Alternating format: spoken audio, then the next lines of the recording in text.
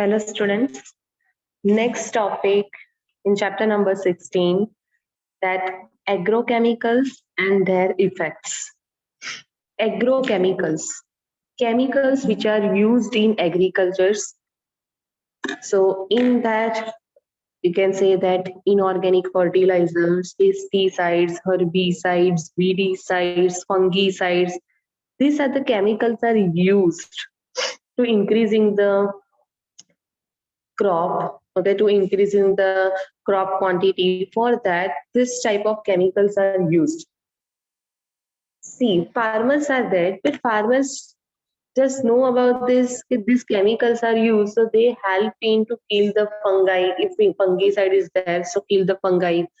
Pesticide is there to kill the pest. Weedicide is there, so to kill the weed, right? But if excess use of these chemicals are there, then it creates a problem. Pesticides are there. One of the example, that DDT, which acts as a pesticide, well-known example, which is toxic not only for the target organism, or in agricultural field, one of the organism which acts as a pest, and for that suppose DDT is sprinkle. So DDT no doubt kill that pest, but with the non-target organisms are also being killed due to this pesticide. Right? And this non-target organism, which are important component of soil ecosystem, that leads to unbalanced condition in ecosystem. Second thing, chemical fertilizers are there. So chemical fertilizer that cause eutrophication in aquatic ecosystem. Meaning what of eutrophication?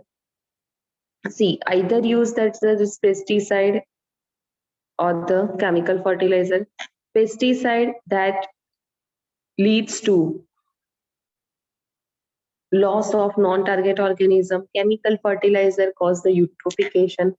Eutrophication, okay, ये आपने observe किया होगा, that's in a water, okay, particularly in the lake and the pond, the free upper surface is there. Over here, the green algae is formed, algal bloom is formed. Why?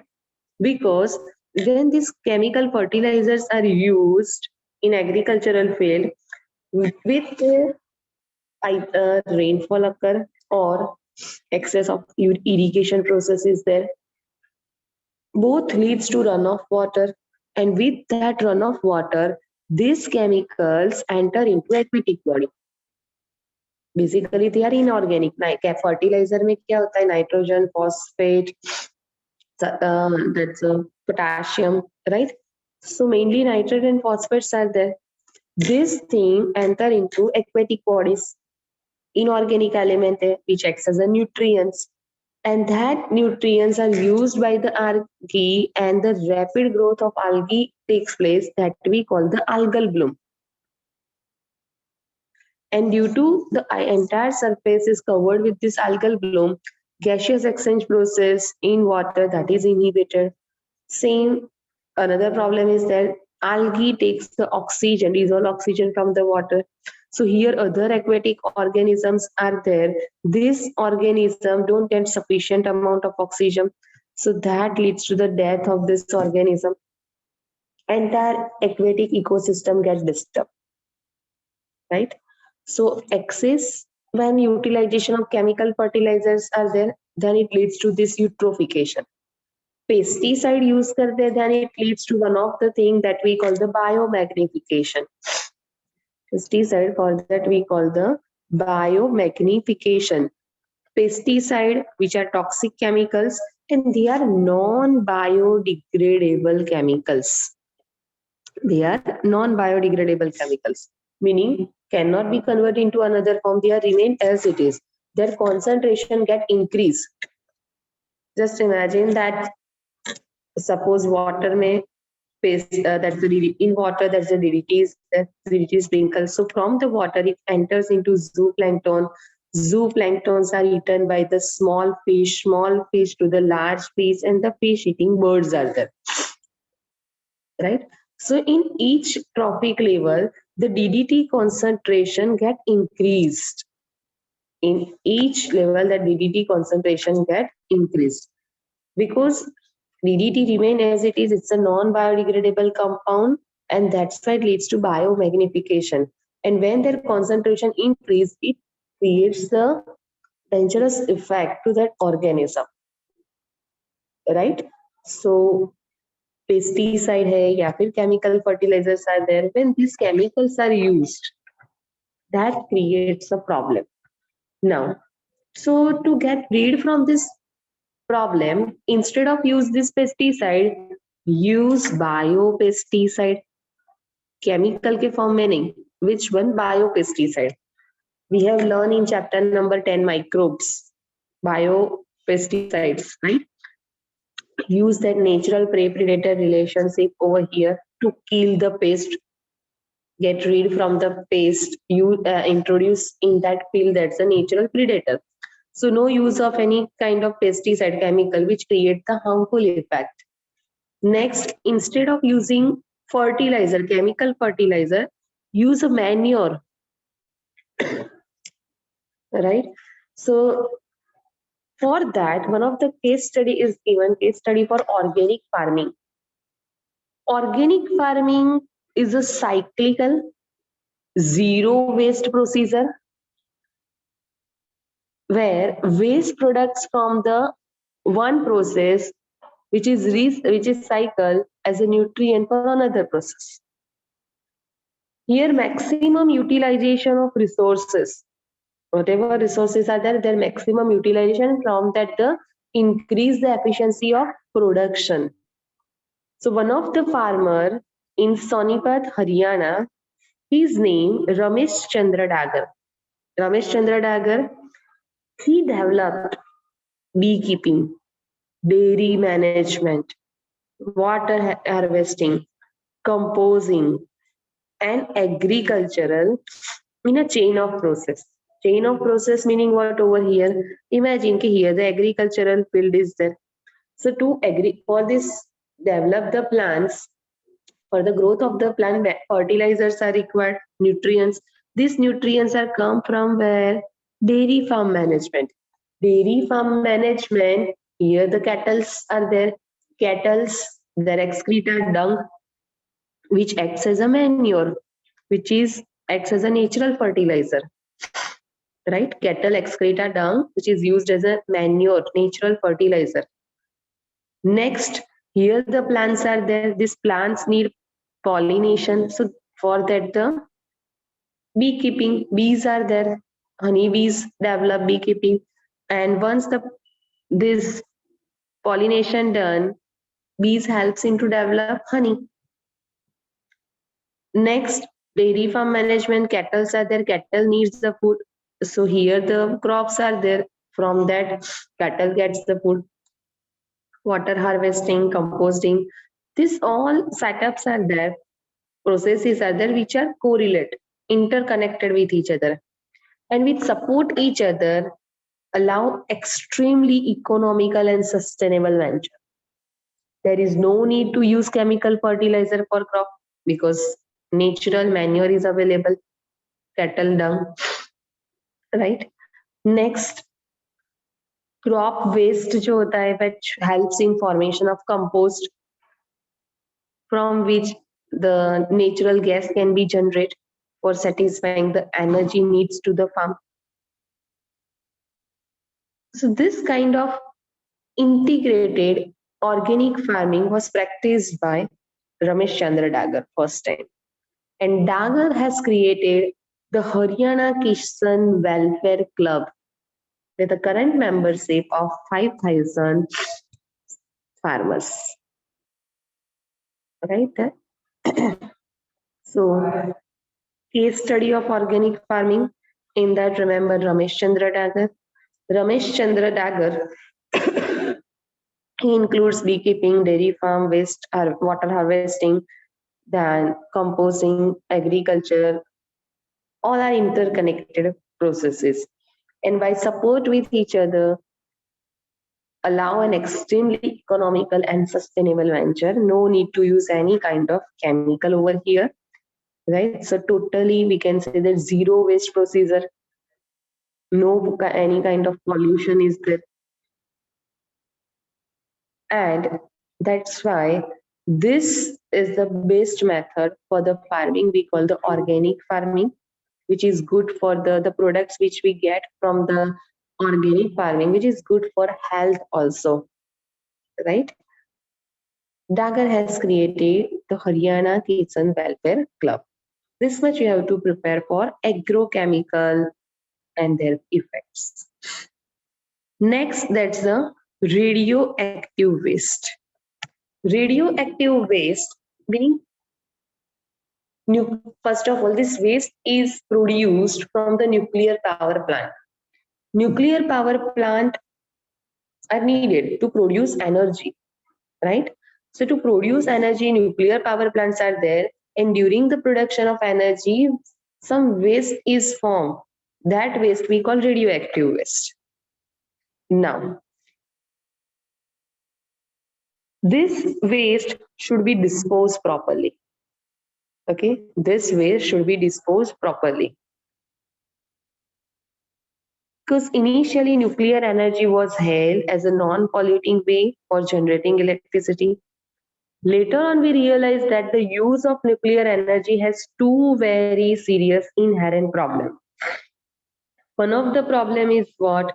That safe disposal of radioactive waste. And second, accidental leakage.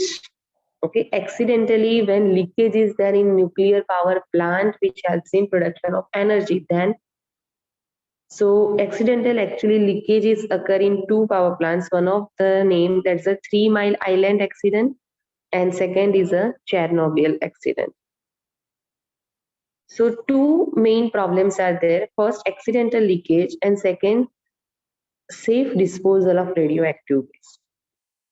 Radioactive waste sources first use of nuclear technology in research and medicine and byproducts of nuclear power plant. Radiations which are emitting from this nuclear waste is extremely damaging to organism, because these radiations, okay, examples like alpha, beta, gamma, this type of radiations are arise from that radioactive waste. This radiation damages our biomolecules, and that leads to mutation, cancer. Sometimes it causes if heavy dose is there, high dose is there, then it causes a death also. And if low dose is there, it creates serious disorders. Right? Sometimes it most frequently that is it causes cancer also. So mutation at high rate, lethal at high dose, and it can induce the cancer also. Right? Next, so for that, this nuclear waste should be properly disposed. It is a time consuming, expensive process.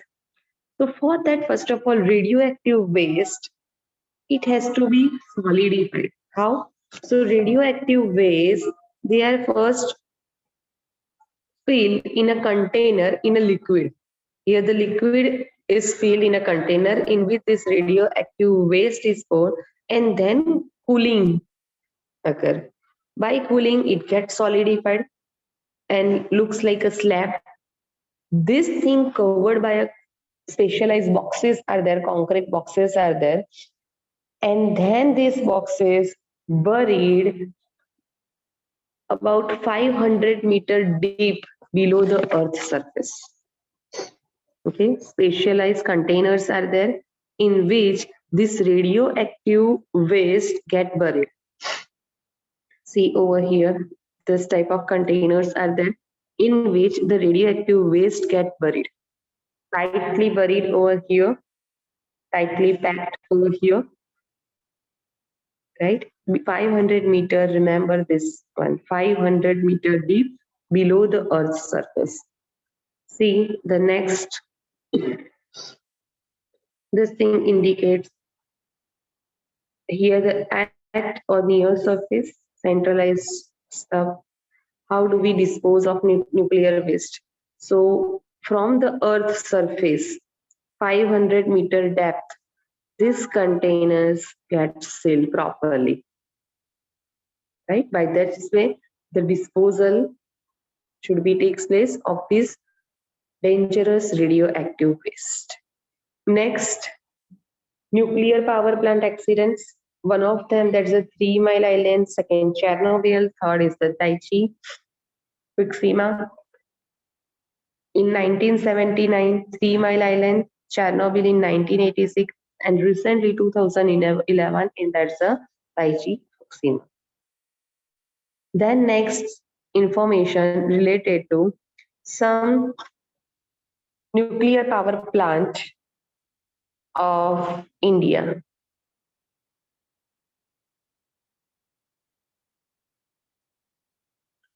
Power plant name, that's Kaiga, location Karnataka, NPCIL. Then Kakrapar, Gujarat. Kundankulam, Tamil Nadu, Madras, Tamil Nadu. Narora, Uttar Pradesh, Rajasthan, right? In this Gujarat, in that remember Kakrapar. So in these locations, the nuclear power plants are present in India. Even this Tarapur, Maharashtra. Next, see the photograph for that 3 Mile Island. See, 3 Mile Island, this is the nuclear power plant. Okay, where the accidental leakage occur. Next, for that Chernobyl, in that initially see, this is the Chernobyl nuclear power plant, right? Here, when that accidental leakage, nuclear power plant, that's the Chernobyl, in that when sudden blast is there, then after the blast, see the picture, it looks like this, totally disappears that portion, right? So Chernobyl accidental leakage, 3 Mile Island accidental leakage. So radioactive waste, in that remember that first waste, radioactive waste is created by the nuclear power plant. Next, this waste should be disposed properly. Dispose for that, for safe disposal, this radioactive waste should be first buried in a sealed container within the rock about 500-meter deep below the earth's surface, right? Then second thing that remember, the radiations which emit from the radioactive waste, which are very, very harmful, low dose or a high dose, it affects the organism. It interact with our biomolecules. Low dose is there, creates certain disorder. High dose is there, it creates the mutation, cancer. Sometimes it causes a lethal effect also that leads to death. So this much you have to prepare for new radioactive waste, right? So radioactive waste and agrochemicals and their effects. Thank you.